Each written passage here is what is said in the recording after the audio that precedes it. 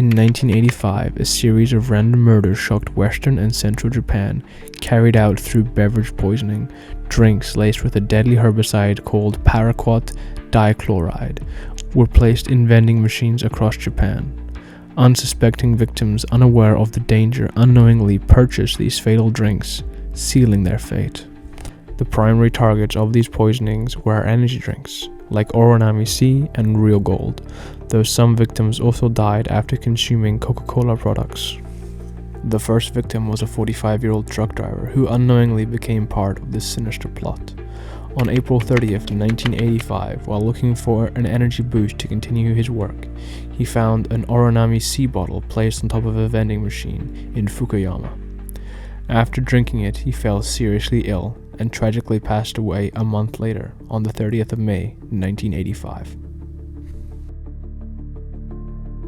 Medical reports revealed that the man's cause of death was due to the paraquat dichloride poisoning. This highly toxic chemical is capable of devastating the human body within weeks, and in some cases death can occur within just days or even hours. In September 1985, there was a surge in victims falling prey to the energy drinks laced with paraquat. On September 5th, a 44-year-old man named Takashi consumed 2 poison drinks, leading to his death 6 weeks later. On September 11th, an elderly man named Haru Otso took a free bottle of Oronami C and tragically passed away just 52 hours later. On September 25th and 26th, 2 more victims from Wakama Prefecture and Shizuoka Prefecture fell gravely ill after drinking the contaminated beverages. The final reported victim of these poisonings was a 17-year-old girl from Saitama. At the height of the poisoning spree, the National Police Agency took action to prevent further tragedies.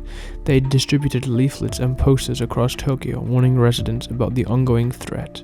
Authorities advised people to be cautious of vending machines with tampered coin slots or beverage caps that appeared unusual. They also urged customers to discard any free drinks left near any vending machines, as these could be laced with poison. However, in a controversial statement from Takeo Miyazuchi, a spokesman for the Japanese Soft Drink Bottles Association, placed the blame on customers for failing to thoroughly check for tampering. Despite this, Mizuchi issued 1.3 million warning stickers to be placed on vending machines nationwide. Additional warnings were also issued by vending machine owners, where notices published in major newspapers and advertisements. One proposed safety measures involved installing lamps on vending machines that would light up if the coin slots had been tampered with. You might be wondering why Oronami C and Real Gold were the primary targets of this crime, rather than other popular beverage brands like Coca-Cola or Pepsi. At this time, Otsaku Pharmaceutical, the company behind Oronami C, was running a buy one get one free promotion to appeal to younger audiences, as the drink was typically more popular among middle-aged men. The culprit exploited this promotion by lacing drinks with paraquat and strategically placing them around Japan, making it appear as though unsuspecting victims were simply receiving a free promotional drink.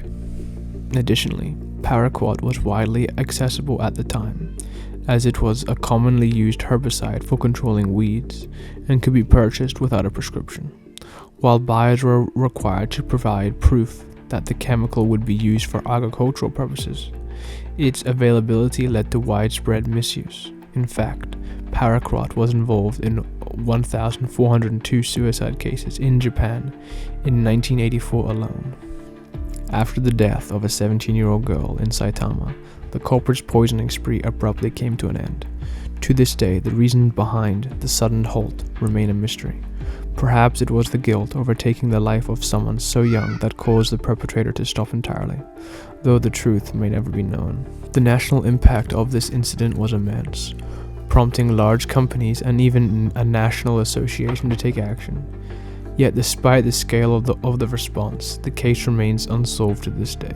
The police believed that a single individual organized and carried out the crimes, but the culprit was never caught on CCTV cameras, and no physical evidence or DNA was ever left behind on the tampered vending machines.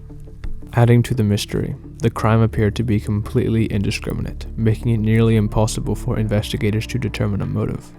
Furthermore, the companies involved reported receiving no threats or extortion attempts, leaving the authorities with no clear leads. Psychologists speculated the motive for the crime might be tied to Japan's intense and demanding work culture. They suggested that such unrelenting pressure could drive someone to channel their frustrations into harming others.